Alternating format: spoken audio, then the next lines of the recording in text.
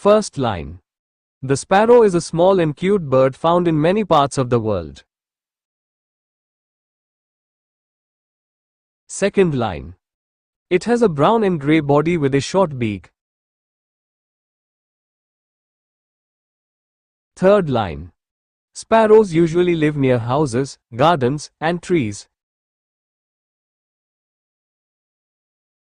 Fourth line. They build small nests using grass, straw, and feathers. Fifth line. Sparrows eat grains, seeds, and tiny insects. Sixth line. They are very active and love to hop around. Seventh line. Sparrows make sweet, chirp chirp sounds. Eighth line. They usually live in groups and enjoy flying together.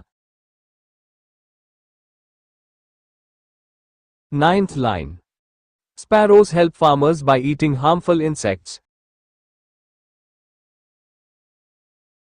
10th line. We should protect sparrows and keep water and food for them.